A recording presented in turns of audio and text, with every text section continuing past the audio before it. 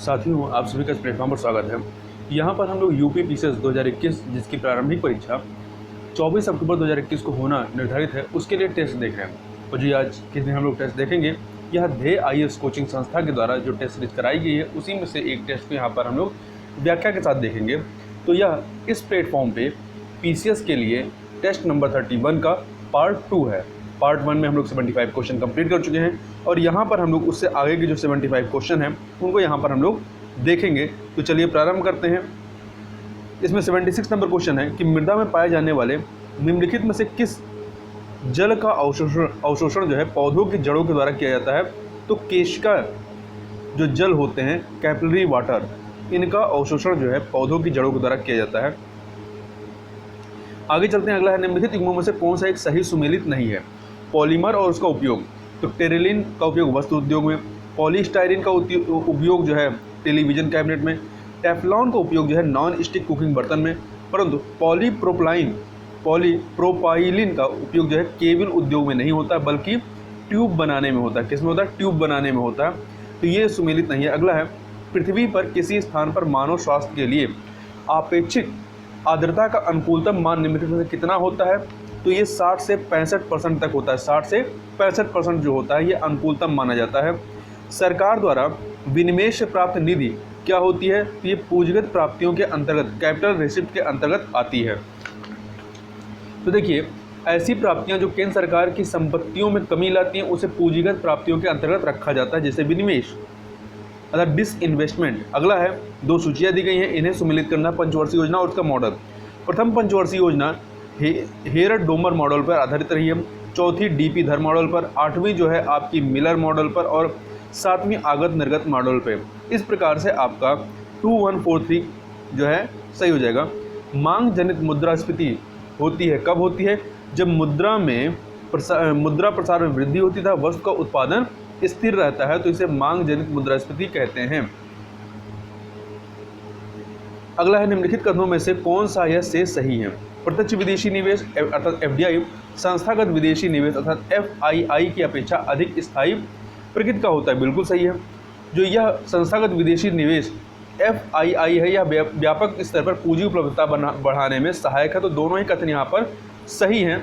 तो आपका C option जो है वो सही हो जाएगा। आगे देखते हैं, यहाँ पे गलत लिखा हुआ है।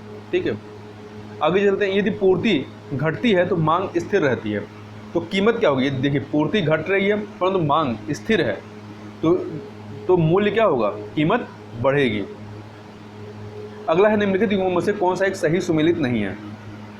देखिए, भुगतान संतुलन, इसमें बताना है कौन सा सही सुमेलित नहीं है।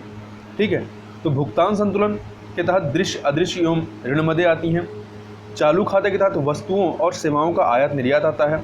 पूंजी खाता के तहत वैश्विक निवेश एवं ऋण के लेन देन का प्रदर्शन आता है। तो ये सभी के सभी जो है सही सुमेलित है। डी ऑप्शन आपका सही हो जाएगा। रंगीन व रसायनों के मिश्रण को पृथक करने वाली तकनीकी क्या कहलाती है? क्रोमेटोग्राफी कहलाती है। क्या कहलाती है? क्रोमेटोग्राफी कहलाती है। जॉन मेनार्ड केन्स के अनुसार रोजगार निर्भर करता है किससे? प्रभावी मांग पर निर्भर करता है। निम्नलिखित में से कौन सा एक सूचकांक विश्व आर्थिक मंच द्वारा जारी नहीं किया जाता है?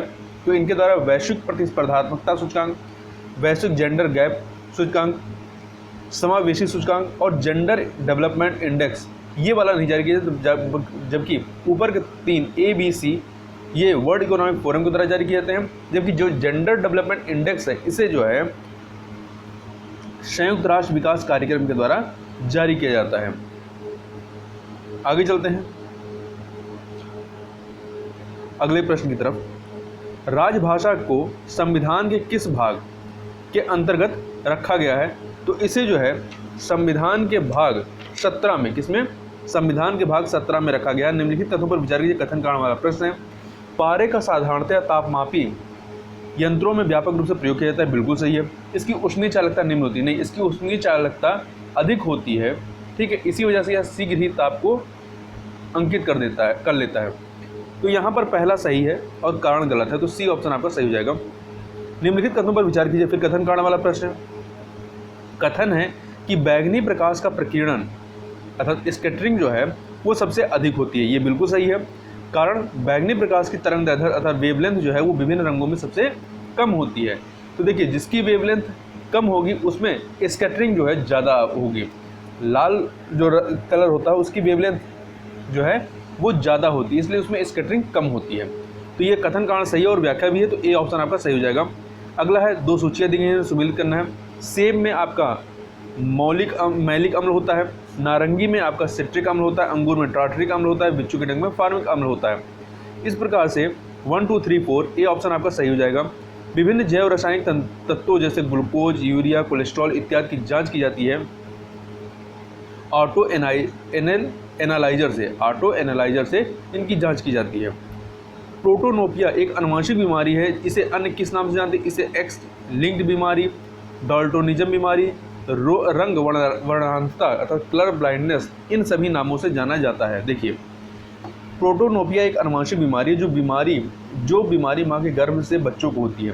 डाल्टन ने इस बीमारी की खोज की थी, इसलिए इसे डाल्टोनिज्म बीमारी भी कहते हैं। इस बीमारी का जीन एक्स क्रोमोसोम पर होने के कारण एक्स लिंक्ड बीमारी भी कहते हैं। इस बीमारी में तीनों रंगों लाल, हरा, नीला में अंतर नहीं हो पाता है। प्रकाश वर्ष किसके मापन का मात्रक होता है? तो ये जो है किसी वस्तु, ये बहुत लंबी दूरियों का के मापन का मात्रक होता है। देखिए, एक प्रकाश वर्ष इक्वल कितना होता है? 9.46 × 10⁻15 किलोमीटर। आगे चलते हैं, आर्थिक विकास की प्रक्रिया संबंधित है प्रति व्यक्ति आय में वृद्धि से, जीडीपी के प्रतिशत में वृद्धि से, अर्थव्यवस्था की संरचना में परिवर्तन से, उपरोक्त सभी। तो यहाँ पर डी ऑप्शन आपका सही हो जाएगा। आगे चलते हैं, अगला है, रुधिर रोगों का अध्ययन कहलाता है हीमेटोलॉजी। क्या कहलाता है? हीमेटोलॉजी कहलाता है। जबकि जो हिस्टोलॉजी ये सूक्ष्मदर्शी द्वारा अंगों की भौतिक संरचना का अध्ययन होता है। हर्पेटोलॉजी में उभयचरों एवं सरीसृपों का अध्ययन होता है और मायोलॉजी में पेशियों का अध्ययन होता है। अगला, निम्नलिखित रोगों में से कौन सा एक प्रोटोजोआ जनित नहीं है? तो देखिए, जो गंजापन है ये प्रोटोजोआ से नहीं बल्कि फंगस से होता है। तो कौन से फंगस से? टीनिया कैपिटियस नामक कवक से होता है। जबकि अन्य पेचिस, पायरिया, निद्रा रोग ये सब आपके प्रोटोजोआ से होते हैं। निम्नलिखित में से किस एक का प्रयोग बारूद बनाने उर्वरक के रूप में दोनों में होता है? तो पोटेशियम नाइट्रेट का प्रयोग दोनों में होता है। भारत में बजट निम्नलिखित में से कौन सा या से अनुमानों को व्यक्त करता है? पहला, विगत वर्ष की वास्तविक प्राप्तियां तथा व्यय। दूसरा, चालू वर्ष के बजट अनुमान एवं संशोधित अनुमान, ये भी सही है, पहला दूसरा दोनों सही है। तीसरा, आगामी वर्ष के प्रस्तावित बजट अनुमान, तो तीसरा भी सही है। तो डी ऑप्शन आपका यहाँ पर सही हो जाएगा। 1 2 3। भारत के महान्यायवादी पद पर आसीन होने के लिए मुख्य योग्यता क्या है? उच्चतम न्यायालय के न्यायाधीश के समान ही इनकी योग्यता होनी चाहिए और आर्टिकल 76 के तहत इनका प्रावधान किया गया है। इनकी नियुक्ति मंत्रिमंडल की सलाह पर राष्ट्रपति द्वारा की जाती है और यह भारत सरकार का प्रथम विधि अधिकारी होता है। निम्नलिखित में से कौन सा कार्य भारतीय रिजर्व बैंक नहीं है? बैंक नोट जारी करना सही है, सरकार का बैंकर होना ये भी है, वाणिज्यिक बैंकों के नगद आरक्षित कोषों का संरक्षक होना ये भी है, परंतु सामान्य जनता के लिए बचत खाता खोलना ये इसका काम नहीं है। निम्नलिखित में किसके विलयन का मान जो है पीएच मान 7 से कम है? तो FeCl3 फेरिक क्लोराइड, इसका जो वैल्यू है वो 7 से कम होगी। पीएच वैल्यू 7 से कम होने का मतलब क्या है? कि वो एसिडिक होगा, जबकि इससे ज़्यादा होने का मतलब 7 से ज़्यादा होने का मतलब बेसिक होगा, क्षारीय होगा। तो इसमें इसके अतिरिक्त जो है NaOH, KCl, NaCl ये सभी क्या है? क्षारीय हैं। अगला है, जनगणना 2011 के संदर्भ में सही कथनों को चुनें। 2001 से 2011 के दौरान भारत की जनसंख्या में 18.18 करोड़ की वृद्धि हुई। बिल्कुल सही। भारत में 68.9 जनसंख्या ग्रामीण है, तो दोनों कथन यहाँ पर सही हैं। आगे चलते हैं, जनगणना 2011 के अनुसार न्यूनतम दशकीय जनसंख्या वृद्धि दर वाले 3 राज्य कौन से हैं? तो क्रमशः आप लगाएंगे, तो इसमें नागालैंड जिसकी ऋणात्मक वृद्धि दर रही है, फिर आपका केरला है, फिर गोवा है। आगे चलते हैं, जनगणना 2011 के अनुसार निम्नलिखित पूर्वोत्तर राज्यों में से किसका जनघनत्व सर्वाधिक है? तो देखिए, त्रिपुरा का जो जनघनत्व है ये 350 प्रति वर्ग किलोमीटर है, तो ये सर्वाधिक है। जबकि मणिपुर का जो है 128 प्रति वर्ग किलोमीटर है, मेघालय का 132 प्रति वर्ग किलोमीटर है और नागालैंड का 119 प्रति किलोमीटर है। निम्नलिखित में से किस वर्ष भारत में लिंगानुपात न्यूनतम स्तर पर रहा है? 1991 में, 1991 में इस समय कितना था? 927 था, 1000 पे 927 था। जबकि वर्तमान में कितना है? 943 है, 943 है। जनगणना 2011 के अनुसार राज्यों में सर्वाधिक अनुसूचित जनजाति प्रतिशतता किस राज्य में है? तो ये आपका मिजोरम में है। कहाँ पे है? मिजोरम में है। 94.4% यहाँ पे जो आबादी है वो आपकी अनुसूचित जनजाति वाली है। बिडाल परीक्षण किसके लिए किया जाता है? तो बिडाल परीक्षण टाइफाइड के लिए किया जाता है। प्रथम बार राज्य निर्वाचन आयोग का गठन किस संविधान संशोधन के द्वारा किया गया? तो ये 73वें संविधान संशोधन के माध्यम से किया गया। निम्नलिखित में से कौन सा एक पदार्थ निश्चेतक नहीं है? तो nitrous oxide, diethyl ether, streptomycin, chloroform. तो इसमें देखिए जो स्ट्रेप्टोमाइसिन है ये आपका निश्चेतक नहीं है, बल्कि ये एंटीबायोटिक औषधि है। चोराव द्वीप संरक्षित कच्छ वनस्पति क्षेत्र स्थित है कहाँ पे? गोवा में यह स्थित है। कहाँ पे? गोवा में। अगला है राष्ट्रीय पादप अनुवांशिक संसाधन ब्यूरो स्थित है कहाँ पे? तो ये नई दिल्ली में स्थित है। कहाँ पे? नई दिल्ली में। सी ऑप्शन सही हो जाएगा। नीलगिरी तहर के नाम से प्रसिद्ध मेघ बकरियाँ पाई जाती है कहाँ पे? तो ये जो मेघ बकरियाँ हैं इराविकुलम राष्ट्रीय पार्क में पाई जाती हैं। UNCCD के संदर्भ में निम्नलिखित तथ्यों पर ध्यान दीजिए। यह मरुस्थलीकरण को रोकने में स्थानीय लोगों की भागीदारी को प्रोत्साहित करने हेतु ऊर्ध्वगामी उपागम के लिए प्रसिद्ध है। सही है। इसकी स्थापना 1994 में की गई थी। तो ये भी कथन सही है। दोनों कथन यहाँ पर सही है। तो सी ऑप्शन आपका सही हो जाएगा। 115 नंबर क्वेश्चन देखते हैं कि मध्य प्रदेश उत्तर प्रदेश के साथ सर्वाधिक लंबी सीमा रेखा का निर्धारण करता है। बिल्कुल सही है। उत्तर प्रदेश का ललितपुर जिला मध्य प्रदेश से तीनों तरफ से घिरा हुआ है। तो दोनों कथन यहाँ पर सही हैं। आगे चलते हैं। निम्नलिखित कथनों पर मतलब विचार करना है। यहाँ पे हमें 2 सूचियाँ दी गई हैं, इन्हें सुमेलित करना है। देखिए बेला सागर महोबा में है, बरुआ सागर झांसी में है, करेला सागर बलिया में है। ठीक है। बखीरा सागर जो है आपका संत कबीर नगर में। परंतु यहाँ ध्यान दीजिएगा जो करेला सागर है, करेला झील है, करेला ये बलिया में नहीं है, बल्कि कहाँ पे है? ये आपका लखनऊ में है। जबकि बेला सागर महोबा में, बरुआ सागर झांसी में, बखीरा संत कबीर नगर में। 2011 के संदर्भ में असत्य कथन को चुनिए। पहला, देश की कुल नगरीय जनसंख्या का 70.2% वर्ग वन के नगरों में निवास करती हैं। बिल्कुल सही है। वर्ग 1 के सर्वाधिक नगर उत्तर प्रदेश में स्थित हैं। ये भी सही है। तो दोनों ही कथन यहाँ पर सही है। देखिए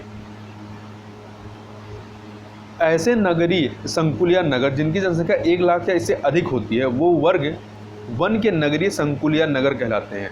भारत में इनकी संख्या 468 है। कितनी है? 468 है। जबकि इनमें सर्वाधिक जो है उत्तर प्रदेश में कितने? 64 जो है वो अकेले उत्तर प्रदेश में है। तो यहाँ पर आप देखेंगे तो इसमें दोनों ही कथन सही हैं। सी ऑप्शन आपका सही हो जाएगा। अगला है खाद्य श्रृंखला होती है क्या?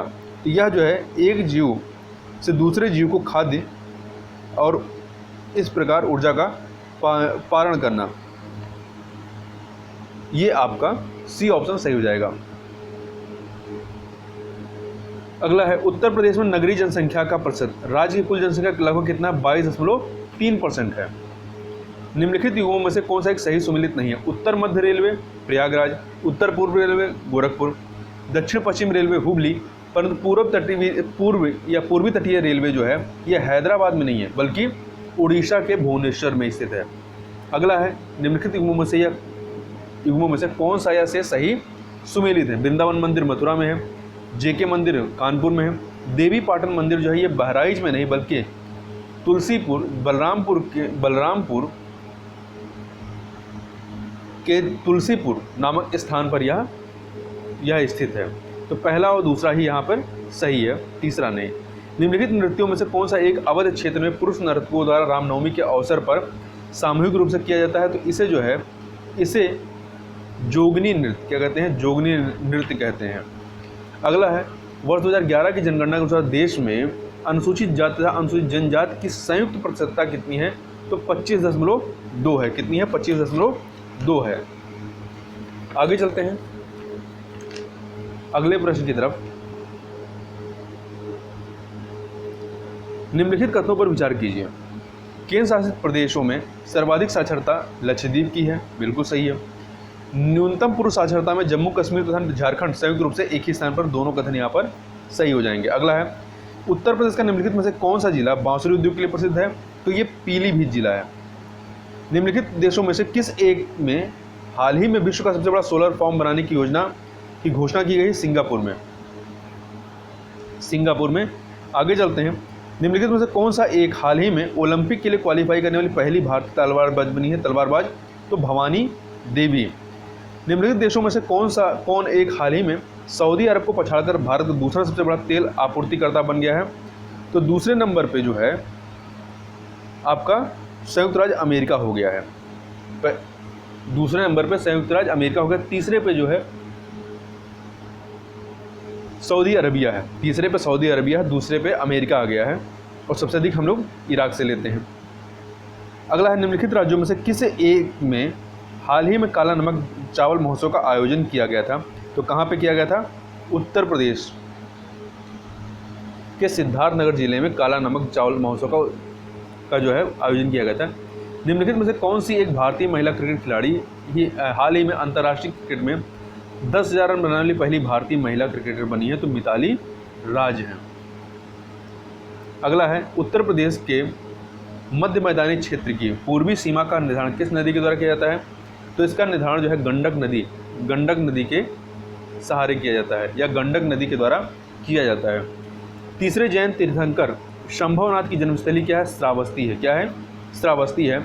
अगला, निम्नलिखित कथनों में से कौन सा या से हाल ही में जारी वर्ल्ड हैप्पीनेस रिपोर्ट 2021 के संबंध में सत्य है? इस सूची में इस वर्ष फिनलैंड जो है शीर्ष स्थान प्राप्त किया है। बिल्कुल सही है। भारत की सूची में 139वां, यहाँ 39 लिखा है, मिस प्रिंट है, ये 139 है।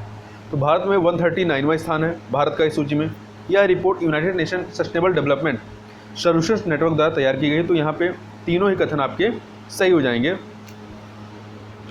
आगे चलते हैं, गंभीर रूप से बीमार मरीजों को अपना जीवन समाप्त करने की अनुमति देने के लिए हाल ही में किस यूरोपीय देश ने इच्छा मृत्यु को कानूनी मान्यता दी है? तो ये मान्यता दी है किसने? ये स्पेन के द्वारा यह मान्यता दी गई है। आगे चलते हैं, निम्नलिखित कथनों पर